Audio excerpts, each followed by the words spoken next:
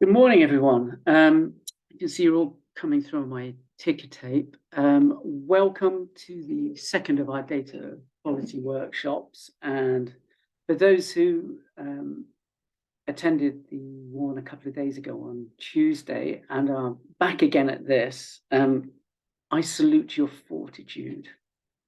So this workshop is all about the financial and VFM regulatory metrics. The next workshop will zoom into the TSM regulatory metrics. So we're not going to be touching on that today. So without further ado, let's have a quick look at the agenda. Well, again, as the purpose of these workshops are all about looking to ensure data quality and therefore credibility. It is very much squarely aimed at those that are tasked with collecting and submitting the data. So the content I'm going to be covering will be a little bit of benchmarking basics. Now, I'm going to kind of abbreviate it because those of you that attended a couple of days ago will have heard it all before. So I am just going to skim through that. For those of you that would really like the in-depth version of the benchmarking basics, I would suggest you check out Tuesday's recording and just watch the first bit of it. That recording will be hitting our website in the next week or so, as will this. The recording of this session. After benchmarking basics, I'm going to look at the various sector metrics that we've got around cost and finance, and look at how they relate to each other, because there's a bunch of mandatory regulatory metrics in the shape of the VFM metrics. And then there's, I guess, what we call voluntary benchmarking, which is what you do through Acuity and organizations like HouseMark. But also those of you that have done the scorecard, that's very much about voluntary benchmarking. So just going to look at, just to see how all those metrics hang together. Then we'll have a quick look at the VFM regulatory metrics, and then we'll look at those four key Acuity cost metrics that we developed in conjunction with HouseMark. And they, of course, enable you to compare against HouseMark's data as well, the bigger. And if you like, Acuity focuses on smaller housing associations, those with 1,000 or less stock, whilst HouseMark focuses on the bigger organizations.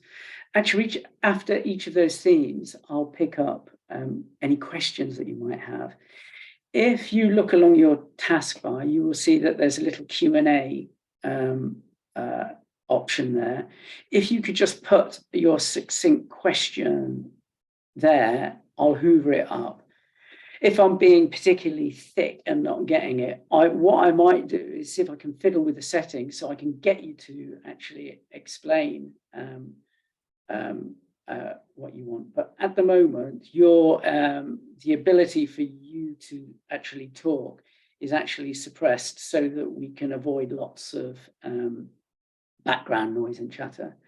Anything that I can't answer, I'll pick up afterwards, and along with a recording of this and my slides that I've produced here, I'll put a little bulletin or whatever which provides the answers to anything that I can't do. This is scheduled for around about an hour, but I'm quite happy to overshoot if the questions are coming in, and it's always a bit difficult to judge just how long some of these things might take. I've already explained that a recording of this will be available for posterity. So again, I'm just going to skim over these benchmarking basics. When we talk about benchmarking, we are talking about comparing with others. Obviously, there's a load of other performance data that you need to run your business, but doesn't need to be compared. The point about benchmarking is, in terms of the way that you use it, you're using it to explore the variation in results, you versus others, and how far you are away from, for instance, the median, the average performance. And the reason you're looking at that variation is to ask yourself questions. Why is this the case? What's the story behind the data here? And one of the key things that you have to do is to, before you can ask the question, how well are we performing, is to look to see the extent to which context might be a factor. So very crudely comparing cost metrics, for instance, is a really bad idea, especially if, say, you're a general needs provider comparing yourself to a supported provider, because of course you would expect there to be a difference in your costs there. A supported provider is really providing a far more extensive service. Similarly, those of you that have very dispersed stock or problematic stock in terms of its vintage, when it was built, it requires a lot of maintenance, etc., you would expect that to be more expensive. So context is absolutely critical to kind of rule out before you kind of start saying we're good or bad at something. The reason you're doing it is to understand what good looks like, so that you can follow that up and explore different approaches. It also gives you solid evidence on which you can base improvement action to pull a service up by its socks, as it were, to set meaningful targets going forward, aspirational targets. It also helps you perhaps allocate resources where, for instance, your costs are coming up quite low, but your performance could be better. So it's entirely understandable and justifiable that you might increase resource there. Again, it helps you build a little bit of a buffer, create headroom if you can wheedle out some VFM savings. And particularly post-Grenfell, having this kind of data facilitates your stakeholders. Again, benchmarking provides no answers. It doesn't wave a magic wand and give you the answer about what you need to do. But it is a way of asking really informed questions and following a line of inquiry to come up with, to better understand what's going on and make meaningful evidence-based decisions. And so the little graphic there just kind of suggests how data should be used. Intelligent analysis isn't just by staring at the data results. It is about looking at, and certainly not looking at cost in isolation or looking at performance / quality in isolation. You look at them together, and where necessary, you juxtapose metrics as a check against what you might be, what somebody might crudely laud as being brilliant performance on one metric might come at the cost of poor performance on another. So a good one there, a typical one might be, there's no point in kind of whooping up that your FTAs have been reduced if the only way that you've achieved that is by write-offs. So by juxtaposing your write-off against your FTA, you've got a fuller picture. And a similar thing can be said where you might be trying to turn around voids in lightning speed, but you're letting them in not a very ready state, and then you're trying to do a load of repairs post-tenanted, and obviously you would expect the satisfaction not to be so groovy there. So that's that. Unintelligent analysis is trying to use benchmarking data as a finely calibrated tool, kind of to see whether you're 13th or 14th on a big league table. It doesn't work like that. We're talking more ballpark. We're talking about quartiles. So it's about understanding roughly where you are in a distribution of results, rather than kind of saying, oh yeah, we're fourth, we're fifth. Benchmarking only works if everybody sticks to the definition. That might be different to how you've traditionally counted something in your organization. If you aren't sticking to the definition, you're not benchmarking because you're not comparing like with like. It's simply that. And that undermines the credibility of the sector, which we could do without at the moment. Benchmarking, when we put benchmarking data together, we usually have one number divided by another to give a result. And that might be multiplied out by 100 to give us a percentage result. The fancy terminology for this is the number on top is the numerator, and the number that you divide it by is the denominator. So it's just a little bit of jargon just to get your head round. So in terms of getting those definitions right, this is what your typical online data entry form looks like. Most of you only collect data on an annual basis. So the only box that you're interested in filling here is Q4. Those of you that collect quarterly will, of course, be using the other boxes.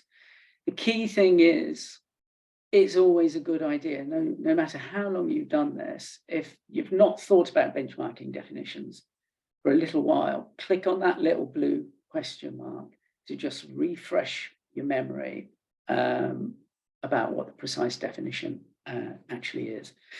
Most definitions are pretty good, and you should be able to solve your own inquiry on that. But we are always delighted to get calls from you if you want to double check your understanding of something, or indeed if a definition is silent on a specific issue, because we can have a think about it. The last thing that I want to say is, at the same time as you're entering your data, you'll notice that just below where you enter your PI data on the data entry tab, there is a profile tab. Now, we don't benchmark any of the information that you put on your profile tab, but it is really useful in terms of giving us that all-important context that data has to be viewed in relation to. And so that enables us, and indeed anybody that's trawling the website, to kind of understand basically how your business is configured, i.e. the percentage of general needs to support it, to housing for older people staff. It gives people an idea of what your overall turnover is or your staffing levels. And why this is particularly useful is, and those of you that have had to put up with me over many years will know that I say, don't just restrict your benchmarking comparisons to the club that you're in at the moment. That club is great, you know, it's based on regions, or it might be based on the fact that you're supported providers or HFOP providers. But you can fine tune those comparisons to trawl the country as a whole to find those organizations that are the most similar to you. And so you can actually handpick your own peer group. And so clearly this kind of contextual information, if it's kept up to date, really helps people take their benchmarking, if you like, intelligent benchmarking to the next level. So I'd commend that to you. Right, so I am going to crack on now with the key themes of this. And as I say, any questions now that pop into your head, just jot them down using the Q&A function, and I'm going to pick them up at the end of this particular theme. So, and the other reason why some of these slides are kind of slightly verbose is because that's what I like, but it's also because I want these slides to exist as a toolkit that anybody could use, just picking it up, i.e. it should, as a document, be useful in its own right, and not just a set of somewhat cryptic bullet points with an amusing image on. You'll find there'll be no amusing images here. So this next set of slides, what I try to do is illustrate the role of voluntary and regulatory metrics that are floating around in the sector at the moment, and how they're used in demonstrating VFM. And by what I mean by demonstrating VFM is basically evidencing your VFM as a basis for reporting it. So that's what demonstrating is. And just a reminder that demonstrating VFM is actually a regulatory requirement. And the principal way that you do it is you report it as a VFM statement in your annual accounts. So here we go. This is building a picture of such metrics in the sector at the moment. So back in the day, and the day I'm talking about is Cameron and Osborne government in the mid-teenies. You will recall that the sector was being bashed quite a bit by the government.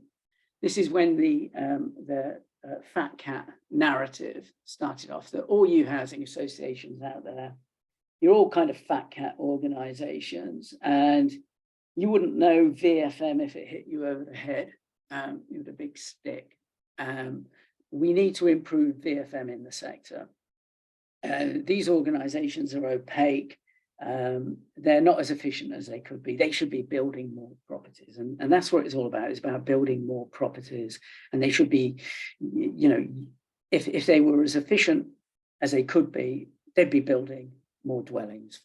So that was the kind of story. So the sector, particularly, it was the Home Group, responded by coming up with the notion of a sector scorecard. And this was very much about voluntary benchmarking.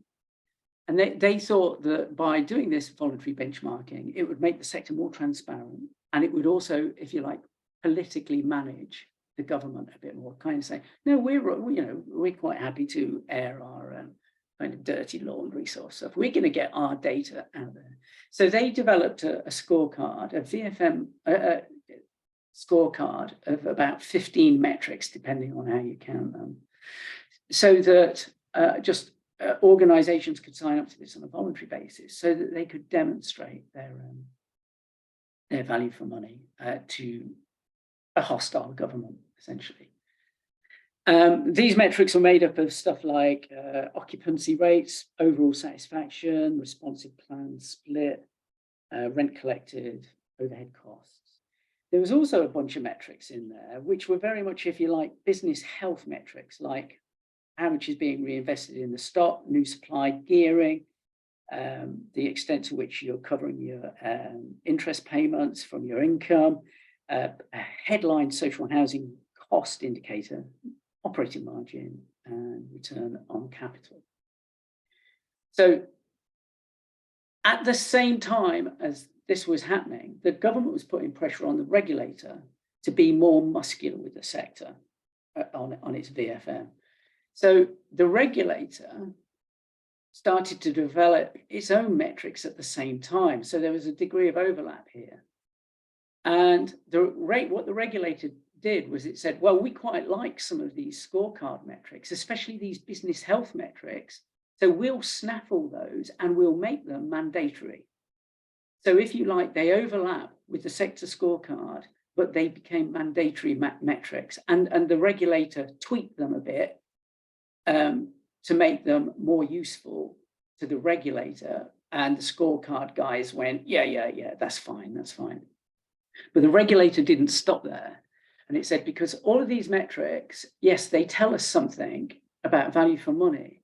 But if you imagine in a social housing context, what do we mean by value for money? And the value is basically the value of your social mission. It's what you exist to do. It's essentially it's social value for money. And so the social value for money is implicit in your mission. So to actually get a sense of the extra value that you're, if you like, you're not just content to provide the good stuff that you provide. You're trying to produce more of the good stuff you provide. So the neat way that the regulator dealt with this in the VFM standard was to say, you have to set your own VFM strategic targets that are directly related to what it is that you're trying to achieve. So just to explain that a bit further, what do we mean by those strategic targets? It really is a case of, if you like, looking at your value, the value that you exist, that's implicit in your social mission, looking at that, and then mapping that value, dreaming up some metrics that reflect what you're trying to do, and then you set targets against it. So down here, and my challenge to you, and I'll definitely buy you a curly whirly if you can think of something that doesn't come in here. But I would say most social housing organizations exist to do one of these four things. It's about providing great landlord services. It's about providing new stock. It's about community investment, making the world a better place for your tenants, for the locale, and ultimately for the planet. Or it's about supporting people to have a dignified and independent life. That's it. I think that's social housing. And all social housing organizations do one or more of these. A number of them may have diversified, but the reason they're diversifying into that non-social stuff is simply to make a profit from it and reinvest it in these four items. So basically the job is to look at what it is, and there will be subsets of each one of these, which is your particular focus, but it's to dream up a metric that maps to that and then set a target against it. So typically, I mean, if you're into, if you're a social landlord, an obvious one to pick might be to increase overall satisfaction from 87 to 89%. If you're a bit of a developer, you might say, yeah, we're going to increase our stock by X%. And so it goes on. And so with community investment, it will be talking about, we want to broaden our offer in terms of people benefiting from, financial inclusion work, et cetera, et cetera, et cetera. In terms of support, it might be looking to extend the amount of people you're helping achieve independent living. It might be, many of you that work in support have metrics that look at the distance traveled from the improvement that somebody makes from when they come into your fold, the improvement that they're making. So that distance traveled can be measured as well. So too can clearly the metrics that you're using in any support contracts. So that's what we're talking about when I'm talking about these strategic targets. So a bit of a digression, but hopefully that's helpful to a number of you. So the point about this bunch of sector metrics that we've got that span the voluntary and the mandatory is that's all well and good. You can see how they all fit together there, but what are you supposed to do?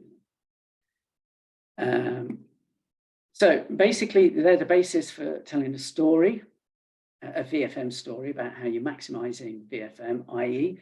you are not happy just to deliver the great stuff that you do, but you want to do more of it. But the data itself isn't the story. There's simply evidence that you produce as you tell that narrative. And that narrative shouldn't just be some glossy publicity stunt. It should be a warts and all, good, the bad and the ugly story about your trials and tribulations of trying to maximize value. And that story is based on a question. The regulator's asking the question, but if they weren't, I'm fairly sure as being well-managed organizations, you'd be wanting to ask the question of yourselves anyway. So what's the question? It's actually probably two questions. It's why are those headline metrics, whichever ones that you want to choose, but obviously you've got to stick to the mandatory ones, but you might want to chuck in some of the sector, the voluntary sector scorecard questions as well. why are those headline metrics what they are? What's the story behind the metric? And is VFM being maximized? That the answer to that question should be a credible narrative based on your evidence, i.e. pepper potting the story with that data. And because it's warts and all, it should include a course of action. Like, what is it that you're going to do more of? What is it that you didn't do so well, but you're going to improve? So it's a story about, what you're going to do going forward, as well as what you're doing now. And the only way you get to that answer is through the kind of analysis and understanding that I was talking about in the benchmarking basics slide. The analysis and understanding gets behind the headline metrics. Yes, you explore your context. You kind of talk about how your stock and how your client group might impact your results. But you're also honestly kind of saying, aside from context, there's a degree of variation here. And, we're pretty happy across these indicators and these service areas, but we're not so happy on these ones. And we think this might be driving our poorer performance here. We've triangulated it with other data that we've got, like other qualitative data. And, our considered opinion is this is what's going on here. And ultimately, this is what we're going to do about improving it. So where does Acuity fit in all of this? Well, we fit in both at this top level because we're going to be,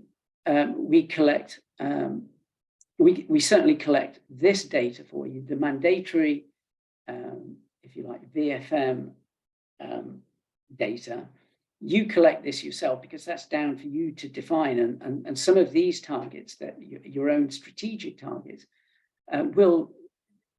they'll be completely unique to you. So we're not actually benchmarking those unless you have chosen something that is a standard benchmarking figure. And we're obviously collecting these at the moment. So we collect a number of these indicators at the top level to help you report back. But your tried and trusted Acuity benchmarking that you've done for donkey's years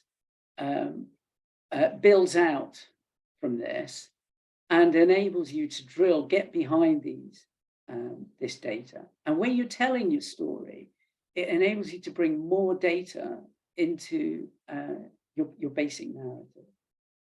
So that's where we fit, supporting the entire thing. The only other thing that I would say, and I don't want to get too far into this because it might befuddle some of you that aren't completely au fait with it, but the regulator has done something called a regression analysis, which is a really fancy bit of statistical analysis that tries to understand what drives most organizations' costs. And this regression analysis will help you in your story because it kind of explains how things like client group, the type of client group you've got, i.e., is it primarily general needs supported or housing for older people? It explains how what they would expect, how they would expect that to inflate your costs. So if you really want to get stuck into this, I would commend you find this document on the regulator's website and check it out. So the elephant in the room with all of that is, I haven't even mentioned the 22 regulatory TSMs that are about to come live. They will actually have an impact on this overall quantum of metrics that are already out there. And it might be, I think, that those remaining voluntary sector scorecard metrics get, if you like, sidelined by this. We'll have to see, because obviously we've already got all those metrics floating about, another 22 to, if you include the double counted metrics, we're actually talking about 26 TSMs about to hit our doormats, as it were. That might call into question whether the scorecard's got legs in it yet. And then there's a question about where those TSMs, how those TSMs are going to relate to the regulator's existing approach to VFM, not least those mandatory VFM metrics. And I just flagged that, back in 2010, before the Cameron Osborne axis of evil completely upended consumer regulation back then. I mean, the actual legislation came in 2012. We had consumer regulation, and when we talked about VFM, it very much came about, talked about VFM from a consumer perspective. It was VFM in the eyes of the customer. The metrics that we've got at the moment very much reflect economic regulation, and there's an argument to say it may be slightly out of step with the way in which regulation is going. So I just leave that fluttering, just that it may have implications for perhaps a review of the VFM standard as well. So I was going to take a quick pause there. There aren't any questions at the moment, so I am going to crack on. Again, any questions that pop into your head, do use the Q&A function. So let's take a look at those regulatory metrics. So there they are. Ignore all this, that's irrelevant. They're the regulatory VFM metrics. Most of you should be quite familiar with them. According to the regulator, they represent different facets of the value chain. By the value chain, we mean economy, efficiency, effectiveness. The regulator is really clear that they are really limited, those metrics. They're not the be all and the end all, and they certainly can't capture the essence of your business, if you like, and the different things that you do. The point about those metrics is they're common denominators, if you like. Most social housing organizations can report on them, and they might mean something. Some of those metrics will really expose certain housing associations as outliers, especially smaller housing associations. We all know that because you have smaller data sets and because of the peculiarities of your businesses, sometimes you can get some really wacky results with this. And again, as I was saying, those of you that are supported housing providers, this headline social housing, where is it? Yeah, headline social housing cost per unit, because that just captures all social housing, regardless of whether you're general needs or supported or whatever. Somebody on the supported side will be massive on this one. So this one's saying 3,300 quid. I would expect that to be from a very cheap general needs provider. You could expect a supported housing provider to score like 10 grand on that, at least up to 15, 16. Right, so if, for instance, Channel 4 wanted to do a hatchet job on the sector and just talk about these things out of context, you just do a crude job, just putting the boot into a housing association by kind of saying, oh, the average is 3,300 and this lot costs 9,000.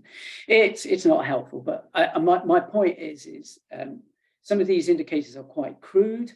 It will show a number of you up as being outliers, and as I say, so much of this could be as much about context as it is about how you're performing. How does the regulator use them? Well, everything that I said in my first slides about benchmarking, basic slides, is they shouldn't be used for unintelligent sensationalist analysis. They shouldn't be used for league tabling. And what's good about the regulator is the regulator gets all this. They use them for asking questions. I said they don't give you any answers. They follow a line of inquiry. They use it as can openers to start to ask intelligent questions.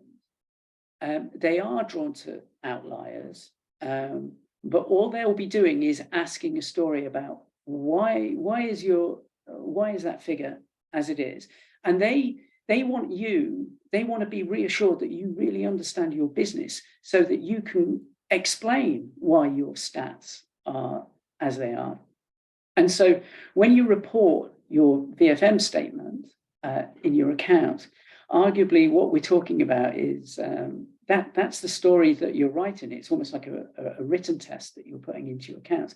If you were lucky enough, and I'm meaning that ironically, to get an IDA, that's a verbal test, because they'll be sitting your CEO down and your chair, and they'll be wanting a story from leaders about their understanding of VFM.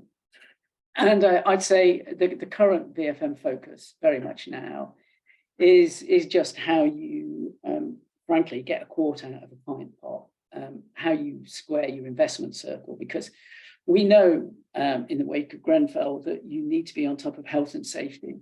We know that you have to be on top of decarbonisation. We know that you've still got improvement planned maintenance to do. And we know that Decent Homes 2 is coming around the corner. You're supposed to be addressing all of that. Oh, and if you've got any money left, you should be developing as well.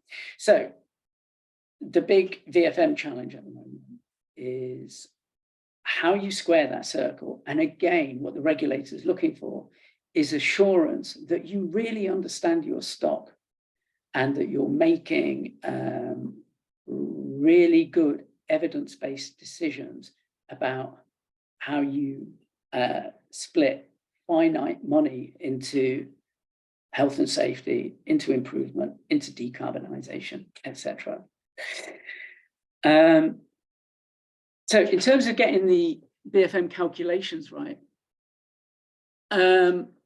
the regulator owns the definitions of their metrics, and the way that they were developed was that they are driven entirely by components that correspond to lines in the electronic accounts that the bigger associations submit. So most of you don't fill out an FVA template on NROSH. Most of you just do a straightforward kind of, send your accounts off to the regulator or whatever. But for the bigger associations, they use this FVA template. And of course, the regulator, when they regulate, they haven't necessarily got little associations at the foremost in their mind. So it's not particularly helpful to you guys that the entire VFM metrics are based on the FVA template. But what you do need to know is this document here that I've highlighted provides all the definitional guidance that you need. And that includes how a few little tools about ensuring that you get it right. Now, the full definitions are also on our system because we collect, as I've said, we collect these metrics for you as well. And you just have to click on the little blue question mark to get them. But you'll find the full definitions in this document, but they've really helpfully, since they first introduced these metrics, they've included some annexes to the definitions. Now, if you're a bigger association, it should actually make it completely foolproof for you, because what it says is it takes each bit of the definition and it tells you where to get that figure from your FVA template. Now that, if you're a bigger association, should actually make it completely idiot-proof, but there appear to be a few bigger associations that still manage to stuff that up. Really, if you're assiduous with it, you shouldn't mess it up. None of that helps smaller associations because you don't do the FVA. So you don't need this elegant FVA mapping back to the definition. So they came up with Annex B. And all of you, I would commend you go to Annex B. It will really help you ensure you get these definitions right. Because as they say in Annex B, it's intended to help smaller providers locate the equivalent lines within their statutory accounts and enable them to calculate the VFM metrics that is your go-to place to get these metrics right.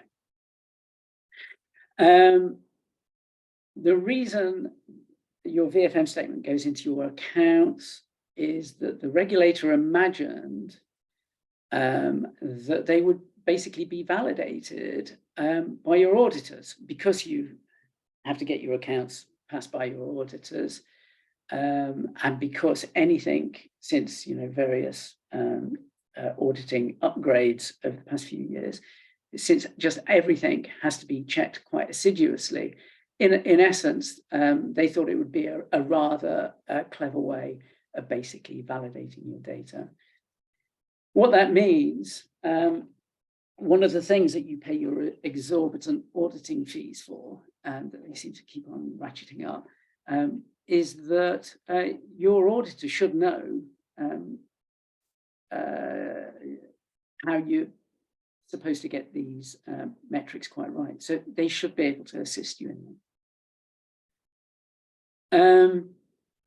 So how does, if I just go back again, so clearly one of the key political metrics in terms of the regulator's suite is this metric, the headline social housing cost per unit, because used very crudely, as I say, you can compare one organization to another and kind of say, oh, that organization is more expensive than the other. So of all these metrics, that's probably the most politicized. So it's quite an important metric. So how does that, the regulator's headline social housing cost metric relate to what we do? And I'm going to come to our metrics in a second, our 4 cost metrics. Here they are, they're down here. We developed them with HouseMark. Basically, the thinking behind these metrics is that they help you pull this headline metric apart. This is such a high-level metric. It's quite crude. It is quite reliable because actually, at the headline level, most organizations will account for this at the headline level in the same way. So it's a fairly reliable but crude metric. So what our metrics do is help you pull this apart. So when you're in your VFM statement or explaining it to anybody why your headline metric is the way it is, you can unpack it by looking at our metrics. What a lot of people do in their VFM statements or when they're talking about this headline metric is they also show comparisons of the components of the accounting metrics that make up this headline metric, the management service charges, whatever.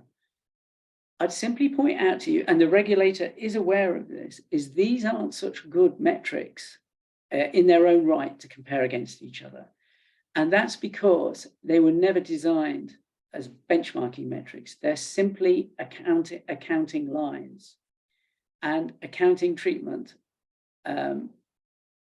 isn't assiduous as benchmarking. We basically tell you chapter and verse what can go in each of these buckets, these pots. Whereas accounting practice is far more relaxed about this. So different accounting practice means that you will get different figures for these because people aren't treating them the same. That's the problem with comparing these. That's why we think these our metrics are actually quite useful for you. So as I say, there are various issues with that headline metric, some of which I've explained. Those first 2 bullets I've already explained. And it's all to do because of accounting practice, varying from one perfectly legitimate accounting practice. You can do what you like with a certain amount of it around the edges, notwithstanding accounting directions.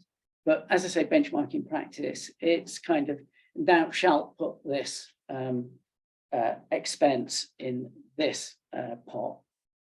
You won't be putting this expense in there, blah, blah, blah. So that's the difference. And the big problem with the regulatory components, for instance, the overriding problem is overheads, the treatment of overheads. You could put overheads in any of those components. You could put them in management, you could put them in maintenance, you could put them in other, so you could just lose them there.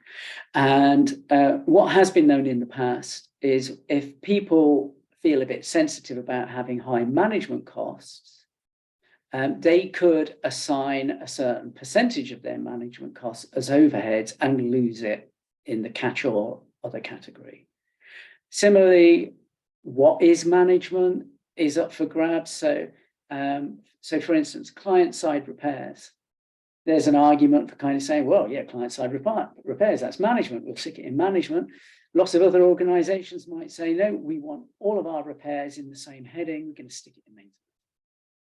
Same goes for community development. It's up to you how much you stick in other there, or some organizations might put it in management. So that's the problem. And that's why we'd commend our full cost metrics to you. Right. There's still no questions. So I'm really hoping that, as I said on the last one, that you're not throwing yourself out the window at this point with all this metrics malarkey. I'm hoping it's reasonably comprehensive and self-evident. But wake up if you need to. Right, so I'm going to crack on with the 4 key Acuity cost metrics. I've kind of explained where they came from. They deal with a lot of the problems with the regulatory metrics. They exist because of the flakiness of accounts-based metrics. And that's because we need a much better way of allocating costs consistently. We didn't just dream these metrics up for the good of your health or whatever. It actually came from members like yourselves. And this was, if you like, back in the day, like I said, when there was a sense that there was a political need to produce voluntary data that transparently showed how you're performing. And what these metrics did is, because none of you have got the time to do the full kind of full fat HouseMark data collection exercise, this was a way of coming up with really robust metrics for smaller organizations that completely read across to the same metrics within the HouseMark suite. The definitions are really comprehensive. They are the most comprehensive definitions for any metrics on our website. Before you use these metrics, check out the guidance doc. And again, you can find out the definitions by clicking on the little blue question mark against each of the 4 metrics. But I particularly like the guidance doc read as a job lot, because by understanding the gestaltness, the totality of what these 4 metrics are trying to do, you will therefore better understand the individual metric. As with all benchmarking, you really have to commit to adhere to the definitions. And I'd really say if you don't want to get your head around these cost metrics, don't do them, because it's best that you don't do it rather than bugger up the data. But with a little bit of effort, you can crack this. And I think just the exercise of understanding these definitions and how they're built up, I think it actually provides a really useful architecture for looking at your costs in general, even if you weren't doing the benchmarking. So there are 4 metrics, and they are designed to capture the costs associated with bog standard business of being a social landlord. It cuts out the fluffy stuff, the frilly stuff around the edges, because the point is there is so much variation around the edges when you if you don't stick to the bread and butter, it's the bread and butter bit of social housing that everybody does, and that's what we're comparing. Stuff around the edges has far more variation in it. That's why we set it aside, and it remains without the exercise. So the four metrics are the first three metrics are all cost per property, i.e. they're unit cost metrics. So we've got housing management, we've got response repairs and voids, we've got major works and cyclical. Why are those two bundled together? Because they're planned, whereas item 2 there, the responsive repairs and voids works, is reactive. So we've taken a hard split on reactive and planned. And then the fourth metric, which isn't a cost per property, is overheads expressed as a percentage of turnover. That is the same metric that pops up in the sector scorecard. So that will definitely survive, I'm sure.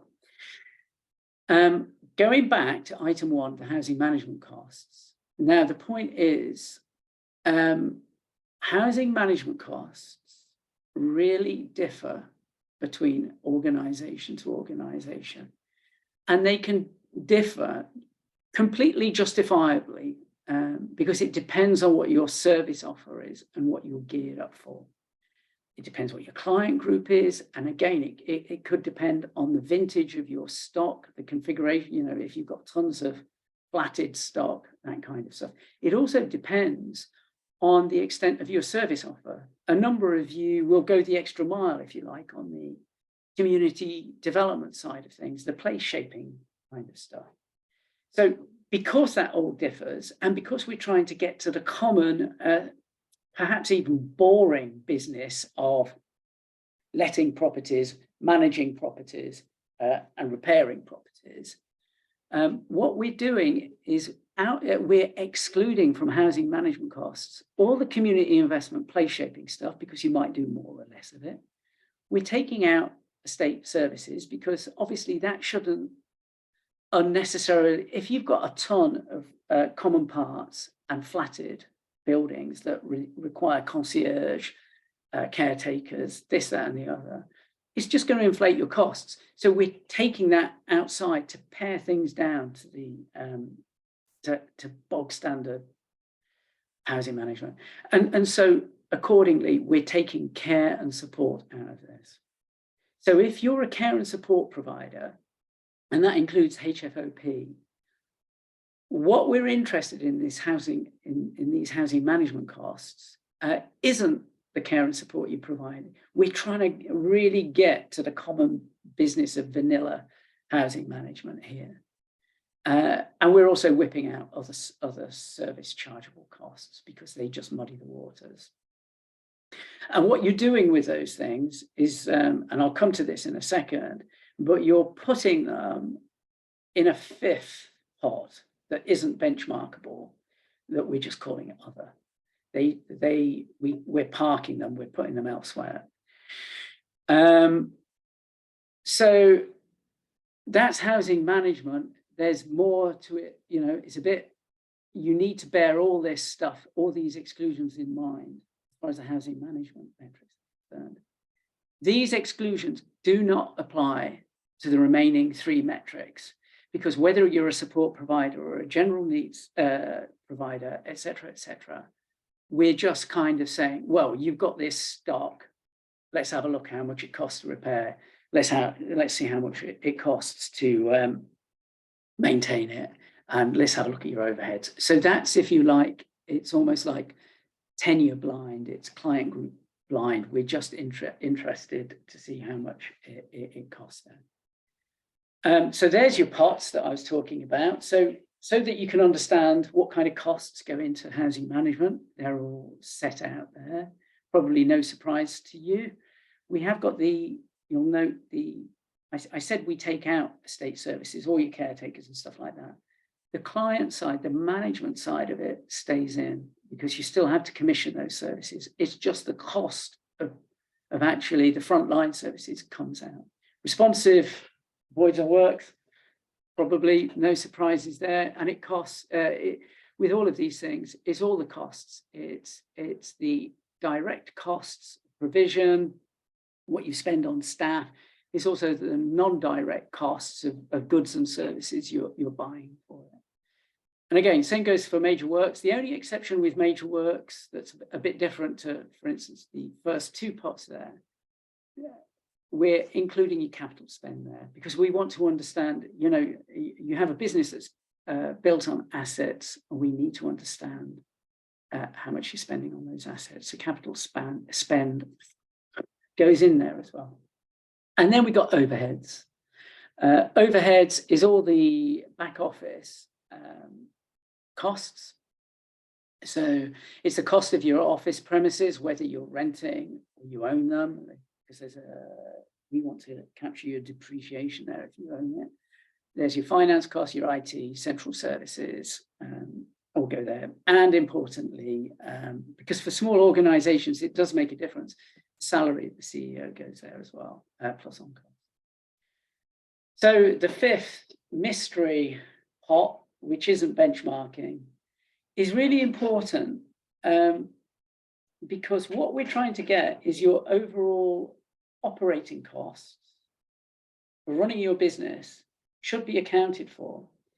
So the sum of these 5 pots should all equal your overall operating costs, with the caveat of not your capital spend.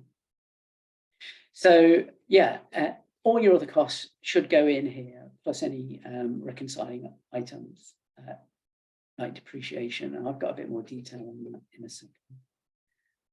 But that's the architecture. That's how the 4 metrics work, and how the little 5th pot needs to sit alongside them, so you can reconcile all 5 pots against your overall. So yeah, I'm sorry, I've just made that point.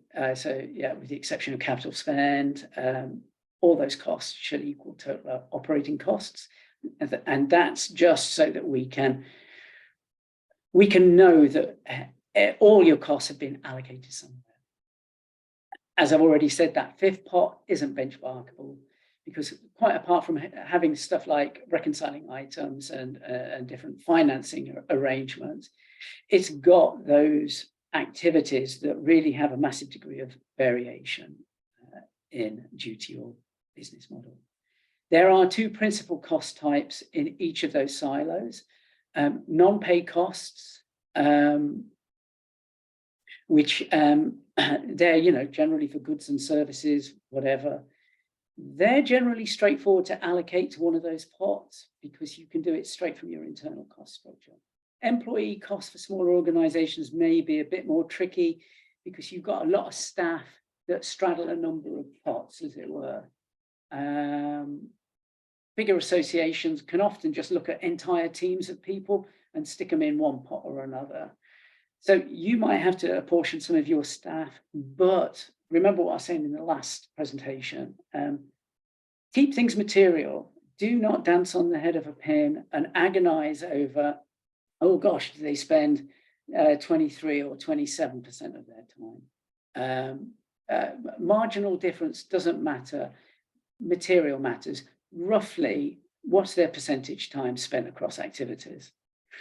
And then the question is why is that 4th indicator? Why is overheads expressed as a percentage of turnover and not per unit? Well, again, it's all back to your business models. They're all different. Some of you have significant activity that isn't driven by unit costs, by unit numbers. So all the other 3, you can kind of divide it by the number of stock you've got, and it gives you a unit figure.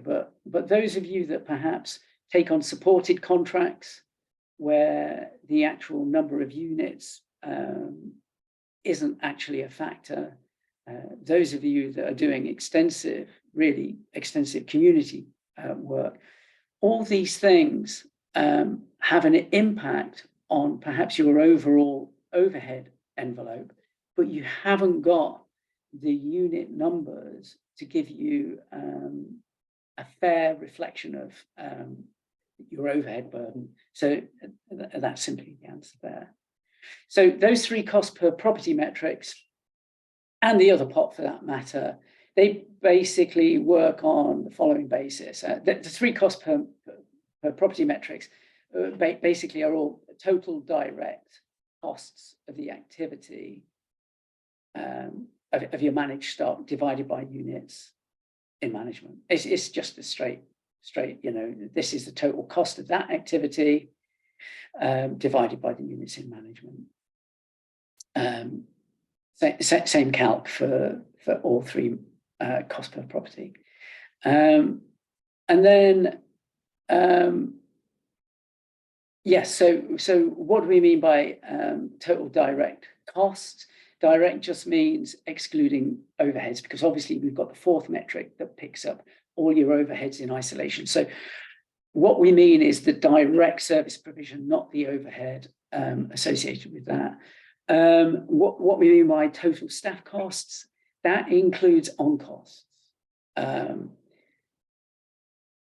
All your non-pay costs, that's for goods and services. And each definition, as I've said, you click on the little blue question mark or you check out the guidance doc, has an exhaustive list of the types of staff and non-pay costs provided. On my little diagram where I showed you the silos, I showed you the kind of activities that go in each. Well, there's that, plus a bit more detail in each of the definitions. As I've said, the CEO doesn't get a portion at all. The CEO, kind of phrased somewhat, unfortunately, there, don't mean you all to sound like burdens, but you are an overhead. You're just going near the top. I've already explained the other pot has all those kind of wacky items in there, including all reconciling items and stuff like that, as well as support and care, estate services, etc., community investment activity. So the other items that go in the other part are those various reconciling items like one-off redundancy costs, pension deficit funding. As you can see, there's a bit of a list there. I'll leave you to check that out. Depreciation of housing stocks and impairments, another one. So again, a really comprehensive list. There's so much information there. It should really enable you to actually crack these definitions. As for overheads, overhead is just the total cost of overheads of all those activities that I've just described, divided by adjusted turnover. I'll come to adjusted turnover in a second, or multiplied out by 100. What do we mean by total costs? Again, total staff costs, including on costs, and all your non-pay costs for goods and services. Exhaustive list in the definition. But the kind of thing that we're talking about is the CEO, if you're big enough to have a corporate structure, it's corporate services directors and corporate service staff. It's a PA to a CEO as well. It would be office managers and front of house receptionists. So again, if your organization, and I'd be very surprised if this had a bit of a corporate thing with different divisions within it, and you had a front of house receptionist that just deals with the whole organization and not just the social housing bits of it, that is a corporate front of house receptionist. Social housing, your customer service staff that just deal with social housing inquiries, they are not overheads, they sit in housing management. Some of their time might sit in repairs, obviously. So other functions that are back office, IT, finance, HR and payroll, any performance management staff, business improvement staff, PR and marketing, company secretary, and any kind of corporate governance. So any of those staff, and in fact, any non-pay staff that fall within those activities are all overheads. So yeah, other non-pay overheads are the rent that you're paying for your office, or a figure for depreciation if you own it, utility costs, your office supplies, IT hardened software, blah, blah, blah, blah, blah. So adjusted turnover.